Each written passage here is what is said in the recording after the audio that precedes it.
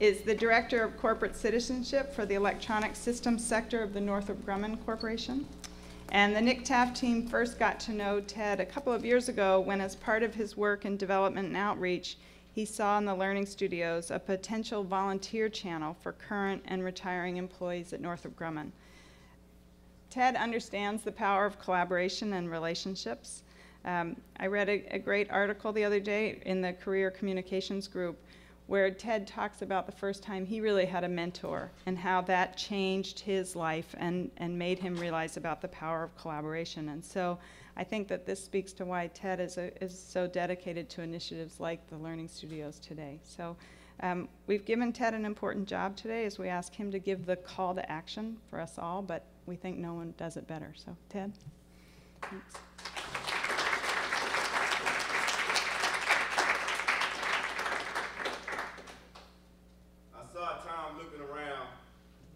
Nervous, wondering where is he?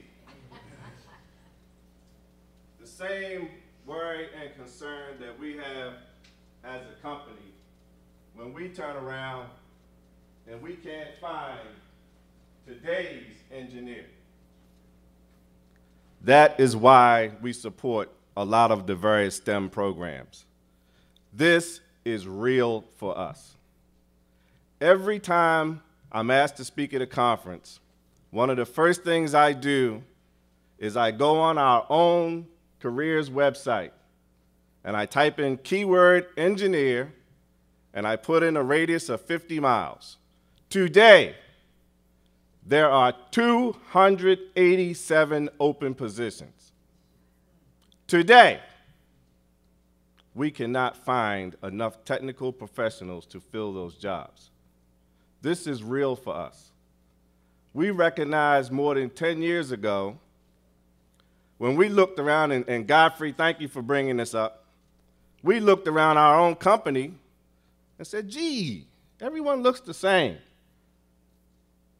I can honestly tell you, after 33 years at Northrop Grumman, I have run programs, I have worked in classified areas, and there has never been more than 2 people in the room that look like me in 33 years, and it has not gotten any better.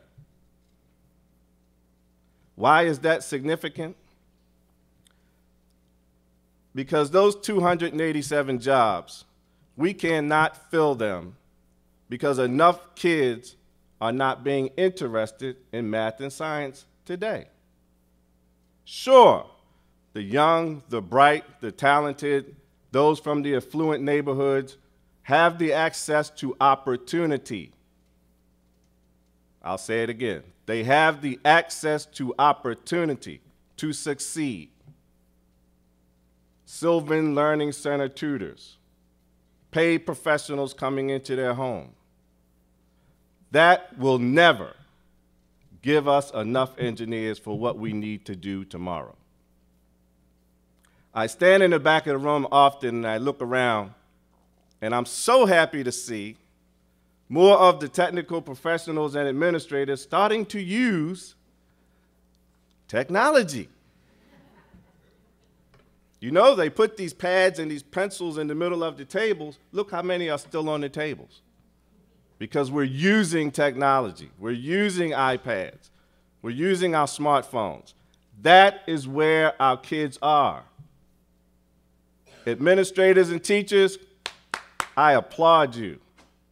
Because if you cannot keep that student's attention in the classroom, they check out.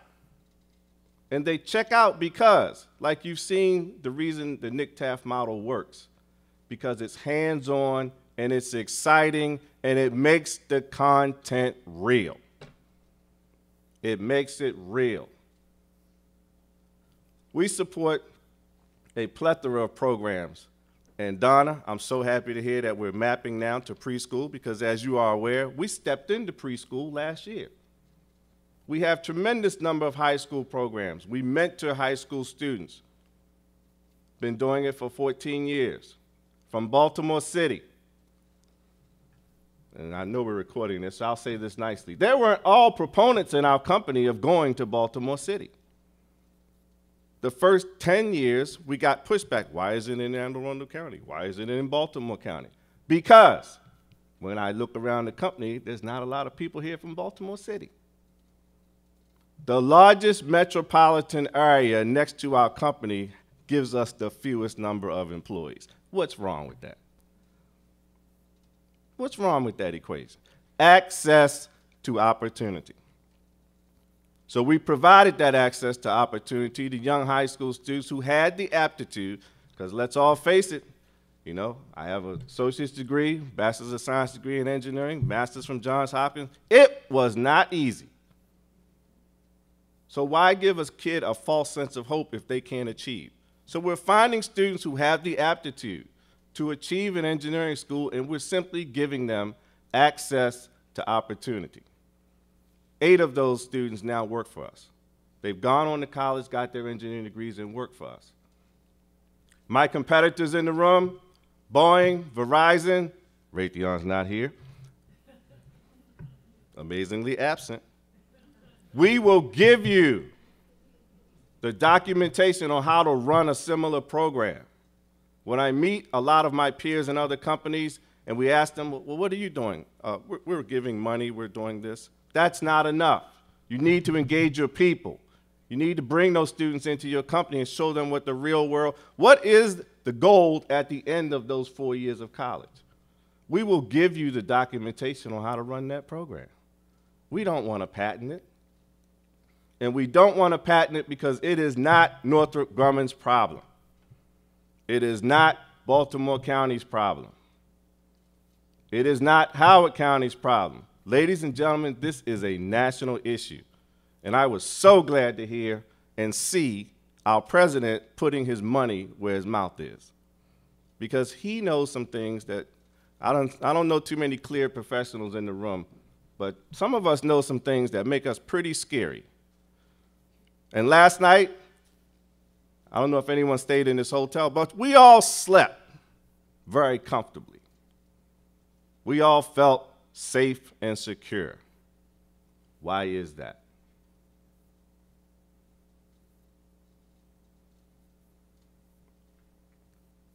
We do not fear someone overtaking our borders because 24 hours a day, 7 days a week, 365 days a year, there are airborne platforms circling our borders, watching everything that moves and flies over us.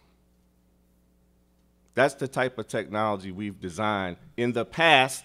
That system is 40 years old and it's protecting us today. We need people who are going to develop stuff that's going to protect us tomorrow. And what do I mean by protect us tomorrow? I bought gas last night. I used my ATM card like I always do, and it worked. Like it's supposed to. But what happens when all of our ATM cards stop working? Because our banking system has been compromised. Because our internet has been taken over.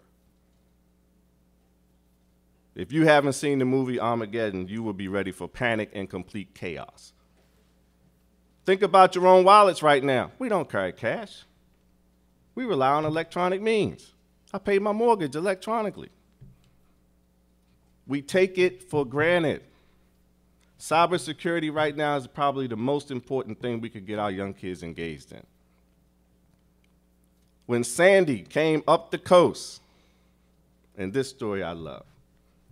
I mean, a lot of people suffered some severe damage. But who watched the news? They had a dozen models on which way it was going to go.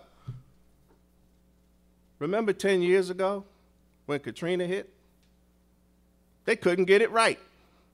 Look at all those people that suffered. We get it right today because technology, because computer science has advanced by someone who understood that technology, and they saved lives. And I'll give you this one fact. Someone told me the other day at a meeting.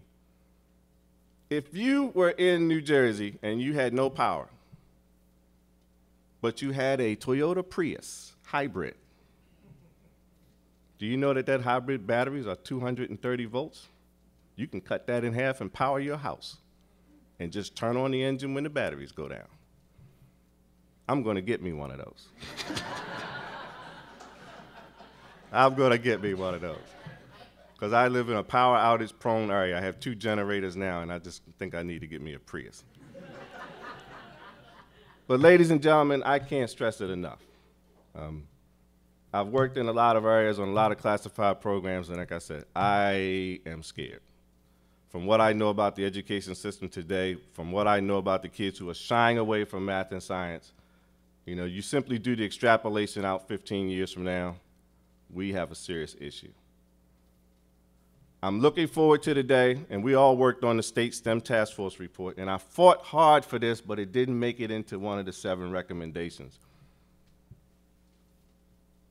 Today, we are no longer a predominantly smoking society. You know, 20 years ago in this room, there would have been ashtrays on the table. You'd have seen puffs of smoke going up. Why not? Why are we not doing that today? We change behavior. And we change behavior through public information campaigns.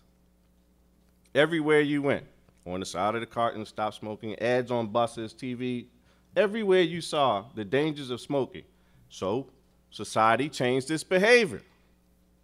I will love to see public service campaigns on the importance of science and technology to our country, so that we have a culture change and a behavior change of our students and our parents.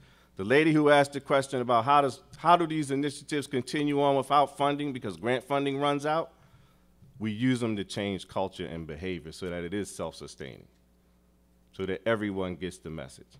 Thank you, ladies and gentlemen.